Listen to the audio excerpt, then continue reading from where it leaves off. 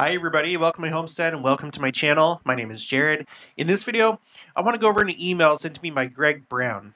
It says, Jared, I just saw and watched Elder Bednar's Philippines area devotional. It's also about becoming a temple-ready people. But at the 31-minute and 35-second mark, he says, quote, "This is a miracle greater than the parting of the Red Sea." So what happened? Elder Bednar is saying here that there's something that happened that was greater than the parting of the Red Sea. And then Greg continues, there you go, an apostle stating that President Hinckley in part fulfilled that prophecy. Well, what prophecy is he talking about? I'll show you in just a minute. First, really quick, this is the update with the Book of Mormon Sharing Challenge. After I did that video yesterday, and make sure to check out that video. It's really good. Excuse me, in case you don't know what I'm talking about. Just pull it up here. I mean, it's just the last video, but this one right here. Do temples decrease Satan's power wherever they're built? And we explored some pretty interesting concepts with that. We talked about the Rome Italy temple, but other nations' capitals and just like different things that have been said about the temple. Yeah, just check it out. It's a really good video. Anyway, so since I did that video, there was some more shares that came in, so I have them updated here. So we're at a total of 392 people that have participated in this challenge. That's up 7 from the day before, which was Saturday, not Sunday, but Saturday. And then we have 4,551 copies of the Book of Mormon that have been shared, which is up 34 from Saturday, because I didn't update this on Sunday. That's why I'm saying that. And then we have 4 more people meeting with the missionaries, and then a new baptism. So a total of 3 baptisms. So please keep it up. Just do it. Even if you don't really, you go through your contacts list, you haven't talked to that person for a while, just send it. What's the worst that could happen? Just send it. Send them a copy of the Book of Mormon. For all you know, Heavenly Father prepared them for that moment. And you can do it using the Gospel Library app. Go to Scriptures, and then there's a share button at the top that you can click. Okay, so going back here to Greg Brown, and thank you, Greg, for sending this email. He sent me another one. I'm going to hold off on the first email, Greg, but this second one is the one that really kind of caught my attention, because I hadn't seen the Philippine area devotional, the Philippines area devotional. So this is news to me. All right, so here it is right here. I'll put the link for it in the description below. It was Elder Bednar and his wife. They were in the Philippines. This was streamed only 2 weeks ago, so it's pretty new. And in the transcript, I'm going to read part of the transcript. Before this part that I'm about to read, he was talking to the people of the Philippines about just how much success the church has had in the Philippines. And we've talked about this before. We've looked at this. So when it comes to nations with the most members of the church, in the number 1 spot, of course, is the United States. After that, it's Mexico with almost 1.5 million, getting really close to 1.5. The United States is at 6.7, almost 6.8. Mexico is at almost 1.5. And then same with Brazil. Brazil is just a little bit behind Mexico. And then after that, the Philippines, which is a Pacific nation, right? Or Southeast Asia, Pacific. I don't know technically, but that's really big. Dang, I don't have the dates here. Let's see. Let me look it up on my tracker when missionaries first entered the Philippines. No, he says it right here. He says it here. Think of Gordon B. Hinckley in the early 1960s, coming here and leaving 6 North American missionaries, and that is what it, and that was it. And look at, oh my gosh, and that was it. And look at here, and all throughout the Philippines today, this is a miracle greater than the parting of the Red Sea. Okay, 1960s, and now, okay, today, it is the 4th biggest country in the church. the Philippines. And that's saying something because there are other countries that have had missionaries there much longer than the Philippines. I actually have it, and I'm going to pull it up right now. Oops. I have it under my Second Coming timeline. Let's go down here. Oops. Let's go back up. So in this light blue color, wherever you see this on my Second Coming timeline, that has to do with when missionary work began. And look at this. And I'm not saying anything bad against Canada, but Canada has had missionaries and the gospel there since the very beginning of the church. The first year the church was established in 1830, and the Philippines is ahead. Let's see some other ones. We have the UK in 1837, Ireland 1840, Australia 1840, and then in 1841 we got Netherlands, Germany, Turkey, which actually, my understanding is that mission included, the Turkey mission included Israel/Palestine, however you want to think of it.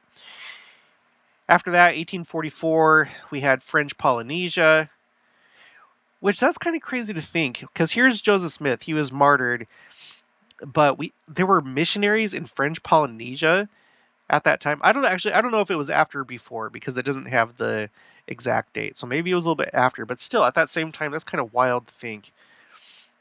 Oh, sorry. I guess the light blue, it's not just when missionary work began. It's just church events in general. The dark blue is when temples were dedicated.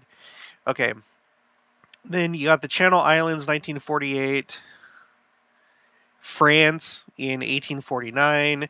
In 1850, Denmark, Italy, Sweden, Switzerland. And then here's a whole bunch of other ones right here. Look at India. India since 1851. Now, that's not to say that it's been continuous. I don't know the entire history of missionary work in India, because it could have been on and off. But anyway, you have Norway, Iceland, India, Chile, Malta, South Africa, Hong Kong, Jamaica, Sri Lanka. Okay, these are all, we're still in the 1800s. Now, I'm not going to go through the entire thing. Okay, but you can see what Elder Bednar is talking about here. Sorry. Some of you were alive and around to see this when the Philippines opened up to missionary work in the 1960s. And now it's the fourth largest country in the church. That's wild. That's crazy. So, okay, and then he says that it's a miracle greater than the parting of the Red Sea. Now, this has to do with Scripture. Okay, there's two Scriptures specifically. They're both in Jeremiah. Jeremiah chapter 16, verses 14 and 15. Okay, therefore, behold, the days come, saith the Lord, that it shall no more be said that the Lord liveth, that brought up the children of Israel out of the land of Egypt. But the Lord liveth, that brought up the children of Israel from the land of the north, and from all the lands whither he hath driven them, and I will bring them again into their land that I gave unto their fathers.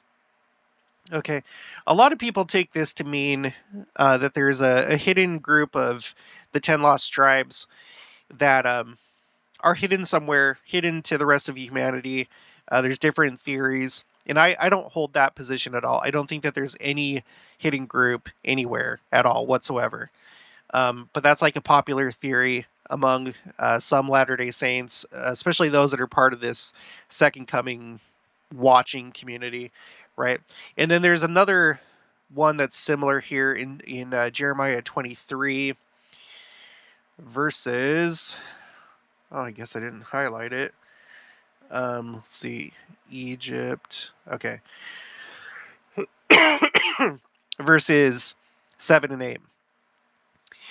Therefore, behold, the days come, saith the Lord, that they shall no more say, the Lord liveth, which brought up the children of Israel out of the land of Egypt. But the Lord liveth, which brought up and which led the seed of the house of Israel out of the north country, and from all countries whither I have driven them, and they shall dwell in their own land. Okay.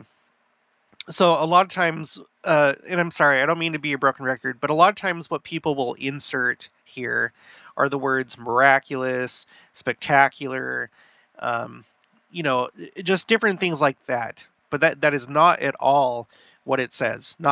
It does not say that at all. I know it says it in the Bible dictionary, and you can you can infer that's kind of like what it's saying here, but it doesn't actually say that. And the way that I explain that, and the way I believe that this is meant to be interpreted, is that you currently have an Old Testament people on earth right now, still practicing the Old Testament. They're called Jews.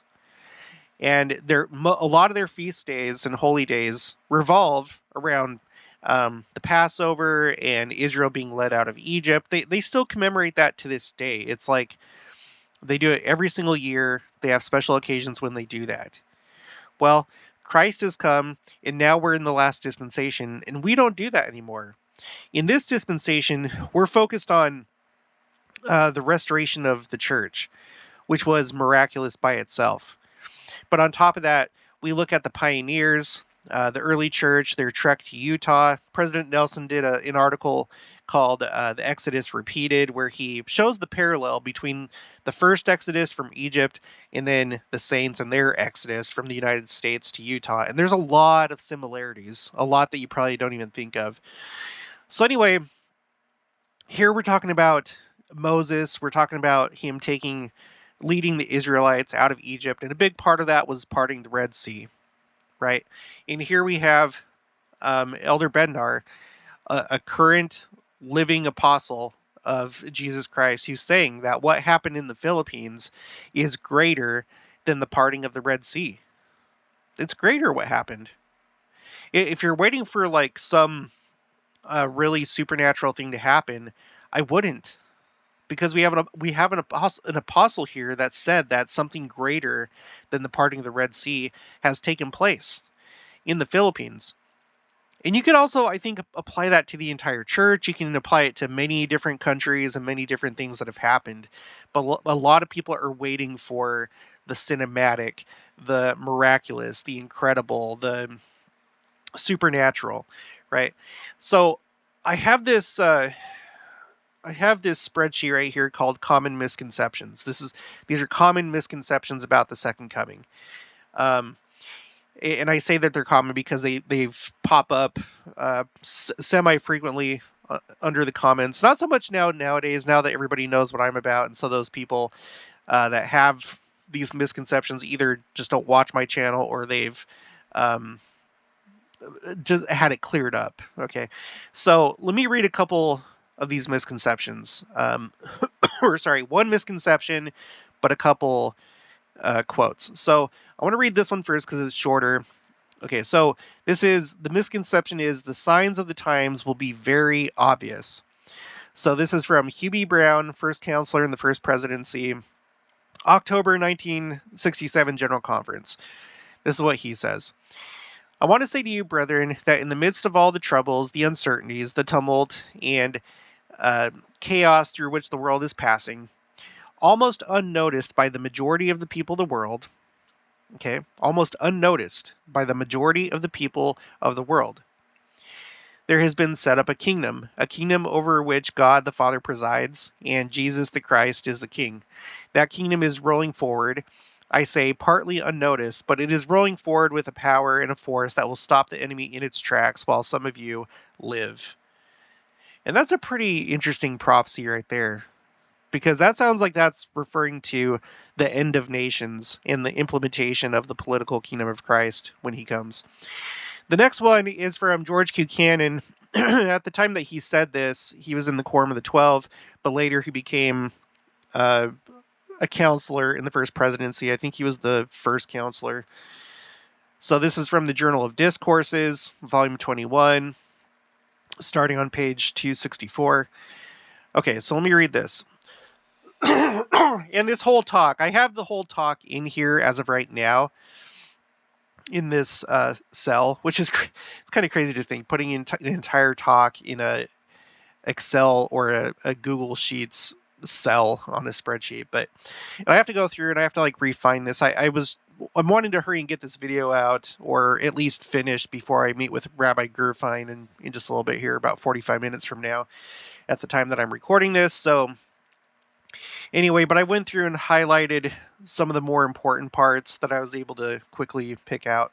The entire talk is about how the way that prophecy is going to play out in the last days is going to be natural. So he says, I will read a portion of a revelation given through the prophet Joseph Smith previous to the organization of the church, dated April 1829. And this is from D&C section 8, verses 1 through 3. Quote, Oliver Cowdery, verily, verily, I say unto you, that assuredly as the Lord liveth, who is your God and your Redeemer, even so surely shall you receive a knowledge of whatsoever things ye shall ask in faith, with an honest heart, believing that ye shall receive a knowledge concerning the engravings of old records, which are ancient, which contain those parts of my scripture of which have been spoken by the manifestations of my spirit. Yea, behold, I tell you in your mind and in your heart, by the Holy Ghost, which shall come upon you, and which will dwell in your heart. Now behold, this is the spirit of revelation. Behold, this is the spirit by which Moses brought the children of Israel through the Red Sea on dry ground.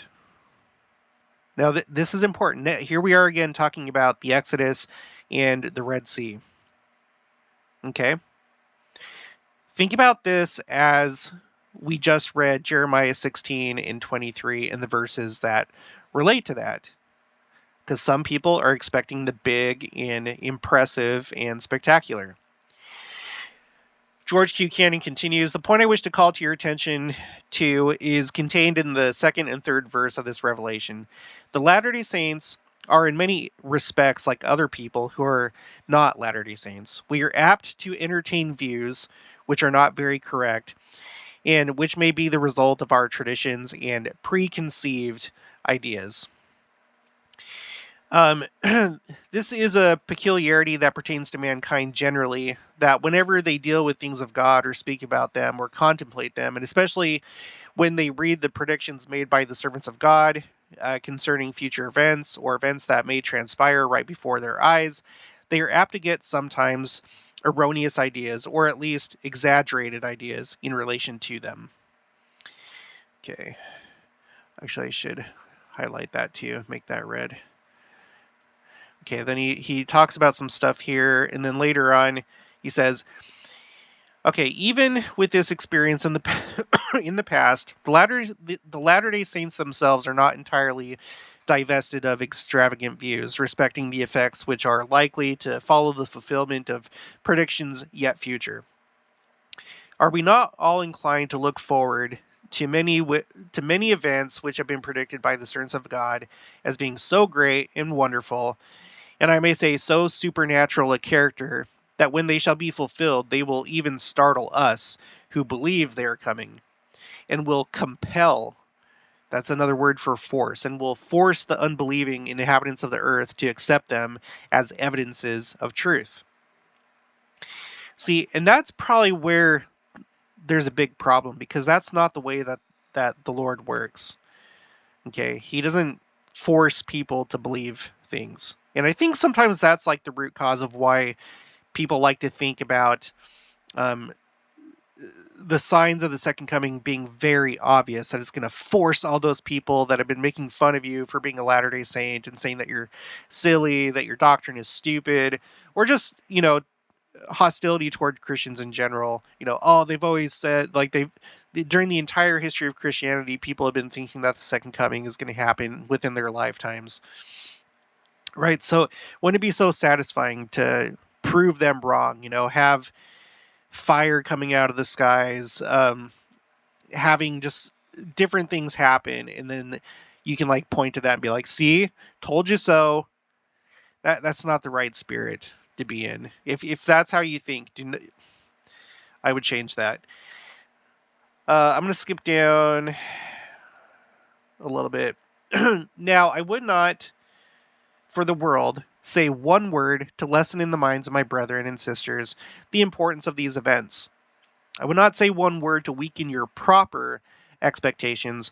But my experience has taught me that the Lord works in the midst of this people by natural means, and that the greatest events that have been spoken by the holy prophets will come along so naturally as the consequence of certain causes, that unless our eyes are enlightened by the Spirit of God and the Spirit of revelation rests us, we will fail to see that these are the events predicted by the holy prophets. And you guys, I can tell you, that is what's happening right now. And I know that because there will be people that come on this channel and leave comments, and they're people that I can tell are not regular subscribers. And it usually happens around conference time because, you get more interest in the gospel and what's happening in the church around conference time. So you get like people that kind of wander through here and come across my channel that they just are not, they're lost in the sauce and do not see the things that are happening. If I were to show them my second coming timeline, there's some people that'd be like, oh, it just coincidences. That's not anything. I don't think blah, blah, blah, blah, blah. Right. But, and I'm not trying to put myself up. Maybe some of these things that I've noted on my timeline, maybe they aren't relevant. That certainly could be. But I think that people that watch this channel, people that watch other similar channels to mine, are part of this group that where we see, and it's because of the Spirit of God, and it's not because it's like super obvious. We're not looking necessarily for the supernatural, meaning like God suspending the laws of nature. Okay, so let me just continue. I refer you again to that prophecy of Isaiah and Micah respecting the gathering together of Israel of God, the Israel of God from the nations, the various nations to Zion. As we read of that in the Bible, we might think when that was fulfilled, it would be done with such supernatural manifestations that the people would be constrained to acknowledge that it is the work of God. Yet we see it every day. Our people are gathering, and men and women who immigrate bear testimony to friends that they leave behind in almost the exact language that the prophets said that they would, and yet it is not thought very extraordinary. Why is this? Because it has come along so naturally. And so, with the great events that will take place in the future, they will come along in so natural a manner, the Lord will bring them to pass in such a way that they will not be accepted by the people, except by those who can comprehend the truth. Except by those who can comprehend the truth. As the fulfillment of the predictions of the prophets. It requires the Spirit of God to enable men and women to understand the things of God. It requires the Spirit of God to enable the people to comprehend the work of God and to perceive his movements and providences among the children of men. The man who is destitute of the Spirit of God cannot comprehend the work of God. A woman whose mind has not been enlightened by that Spirit cannot see or comprehend any of these events that take place in fulfillment of the prophecies of the holy prophets. You take two persons, one who has the Spirit of God, whose mind is enlightened by that Spirit, the Spirit of revelation, the same Spirit that rested upon the prophets who wrote the revelations and prophecies we have. You take a man of that kind, and then take another who has none of that Spirit, and put the two together. And the one man's eyes will be open to see the hand of God in all these events. He will notice his movements and his providence and everything connected with his work. And they will be testimonies to him to strengthen his faith and to furnish his mind with continual reasons to give thanks to and worshiping God. And you guys, I feel like that's what we, again, not trying to be prideful, but I think that's what we do on this channel. We see all these things happening, and it strengthens our testimonies. We know that the Lord is at work, right? Whereas other people will just see foolishness and, straining to make meaning out of seeming coincidences. Okay, continuing. While the man who is not the Spirit of God will see nothing godlike in the occurrences, nothing which he will view as supernatural, as many suppose everything which exhibits God's power to be, or nothing which he will accept as a fulfillment of prophecies. His eyes will be closed, his heart will be hardened, and to all the evidences of the divinity of these things, he will be impenetrable. To those who have mingled with the world, the reasons for this are very plain. Men do not believe in these days in the direct interposition of God in the affairs of men. If they even believe in God, they believe that he governs the universe by great natural laws. When, therefore, a great and wonderful event occurs, they seek for its origin and explanation in some natural law. They ignore the fact that God works through natural laws. See, and that's like when we're looking at these different disasters taking place in the world, like this cyclone. We have this cyclone. Let me go to Zoom Earth. I wonder if it's still going. Yeah, it looks like it is. So you have this crazy cyclone going on right now. Right now, it's classified as a low pressure area. But anyway, we've looked at some like interesting things with this cyclone. I'm not going to go hash through all that again. Just go back and watch the videos. But some people would see this and just be like, you're just making something out of nothing. It's, climate change. This is why. Well, who do you think is causing climate change? And some people will say it's us, ourselves. I tend to think, and many of you, just because I've heard you say it in the comments, think that no, it's the Lord. It's preparation for the earth to turn into a paradisiacal world again, to turn into a world in a terrestrial condition. I think that that's probably the best explanation for what's happening. I could be wrong, but either way, regardless of what's actually causing it, the Lord is using these things to do his work. For example, we read an article that said that Mozambique is growing really fast, and they had a cyclone hit there a while ago. Was it 2016? I can't remember. It may have even been 2018. I'm not sure. But it was already growing really fast. But once the cyclone hit and caused like some damage and destruction, later they had even more people. Like the rate of baptisms and stuff picked up because of the cyclone. You don't think that the Lord had a hand in that? Some people don't. They're just like, no, this is just how the world works. Well, guess what? The world was created by God, and he does all the coding, meaning he controls everything, except for he allows us to have our agency. But everything else, I don't think there's anything really that's coincidence. I don't. Just because I think there's like so much order to how the world and the universe works. So, all right, so let's go back to this. Where is it?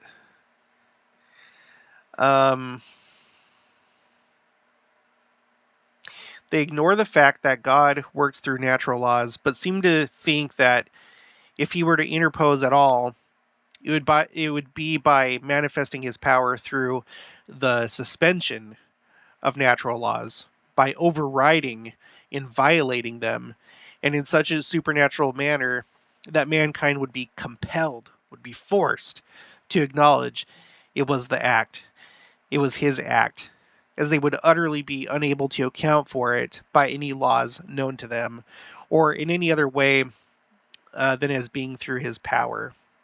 Wars, famines, pestilences, cyclones, earthquakes, and the great variety of calamities which God has said will be poured out upon the wicked nations are therefore looked upon by men generally in these days as the result of certain well-defined and easily explained causes. I'm going to skip down. The fact seems to be overlooked that it was in the manner in which the Lord tells Oliver Cowdery that Moses brought the children of Israel through the Red Sea on dry ground. The Lord said to Oliver, I will tell you in your mind, in your heart, by the Holy Ghost, which shall come upon you, and which shall dwell in your heart. Now behold, this is the spirit of revelation. Behold, this is the spirit by which Moses brought the children of Israel through the Red Sea on dry ground. How many of the Latter-day Saints are there who understand that this is the way which Moses led the children of Israel so miraculously?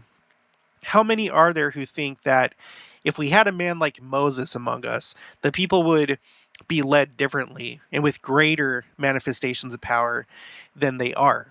How many are there who are dissatisfied with what God is doing at the present and are looking for someone to appear in the future who shall exhibit convincing and overwhelming manifestations of power? How many are there at the present who are neglecting the precious and inestimable gift of revelation which God has bestowed upon his people, because it does not come to them in the way to suit their preconceived notions and ideas, or who are not suited with the way the church has been and is led, because there are not that wonderful degree of power exhibited which they imagine should be. Apostates have asserted that there was not the power in the leaders of the church which there should be. They said so during the life of the prophet Joseph Smith, which is crazy because some of the more, I guess you could say, supernatural things happened with Joseph Smith. You had the gold plates, you had his visions, you had others that saw things, like at the Kirtland Temple when it was dedicated. I don't know what else you're looking for, asserting that he was a fallen prophet. After his death, they made the same statements respecting President Young, his counselors, and 12 apostles. And if I'm not mistaken, there are some members of the church who appear to think that there has been some power lacking and have manifested a feeling of restlessness, anticipating the rise of someone who should have greater authority than at present exists. So there's so much more good stuff. Yeah, I mean, there's more to this talk. I'm not going to read the entire thing. So there's kind of like two groups that he points out. He points out those who don't have the spirit, those that are just like basically spiritually dead. They're worldly and they just don't see anything. They don't see anything. Um, so I think there's those that are kind of like they just they don't really believe in God, essentially, when it comes down to it. But then you have the other group that are religious, you know, but they have like these preconceived notions of how things are supposed to happen. They haven't happened yet. They're going to happen in the future, and it's going to be amazing. It's going to be just like a movie. And both groups are wrong. Both groups are wrong. Those that just like, again, you have the members of the church that just, they really don't believe the literal aspects of it, right? Things like the gold plates, things like Noah's flood, things like the second coming. They don't really think that those things happened or are going to happen. But then you have the complete polar opposite, where everything is just so amazing and crazy. And the Red Sea being parted must have been just intense and incredible. And maybe it kind of was, but maybe that was more natural than you might expect. Maybe if you were to go and see how it actually happened, maybe you'd be bummed, because it'd be like, oh, what? That's it. And I tend to think that's probably what happened. I know that there's been like different I don't know, documentaries or like different people that have looked into how that could have happened. And I remember one just kind of vaguely saying that there's like a phenomenon at like this like very narrow neck of the Red Sea, where sometimes the waters kind of recede because of like wind and just like certain conditions. So if that happened, Moses led the Israelites to that point, and it just happened to be during that cycle, that point during the Red Sea cycle that they crossed over. There's people that would have been like, oh, well, good thing that we made it here when this happened. But they wouldn't see it as a miracle, because it's like, oh, that's just a naturally occurring phenomena. Because in our minds, a lot of us were like, no, it has to be just like the movie The Ten Commandments. It has to be gigantic walls of water being separated, with a stormy sky and lightning and wind coming over Moses as he's like standing there. Some of us get pretty dramatic. And I don't know. No one knows exactly what it looked like except for them. But we'll know at some point, because they'll be resurrected and they can tell us. But anyway, so yeah, so let's just circle back around and close this up. So Elder Bednar, an apostle, just said that what happened in the Philippines is greater than the parting of the Red Sea. And there'll be probably some of you that disagree because you're like, no, because walls of water, and that was amazing. But Elder Bednar says yes, and even greater. And I would agree. I would agree. I do think that there will be things that'll be pretty spectacular. I've said time and time again, one of the things that has amazed me the most, that I feel is a sign of the times, was the 2011 Japan tsunami. That was cinematic. That was insane. Insane. You just watch these compilations or these videos. Just do a search for Japan tsunami, and it was insane. So things like that do happen. But again, not really in a way that people are just like forced to believe that it's God and it's the second coming. No. There's a lot of people that are just like, no, it was because of an earthquake, and that happens sometimes, and it's a 1 in 100 year, 1 in 1,000 year occurrence, so don't even worry about it. No, not in my world, not in my worldview. Okay, that's gonna be that's gonna be it. Make sure to share the Book of Mormon. Let's keep making these numbers go up. We're almost to 400 shares. This really, I'm hoping, will go into the thousands because I have thousands of subscribers, over 15,000, and every single video that I have gets at least generally 3 to, on the low end, usually 3,000 views. So let's make this go up, please. Alright, if you haven't already, please make sure to subscribe, like this video if you liked it, leave your thoughts and opinions down in the comments below. Also make sure to share it, and I'll talk to you guys later.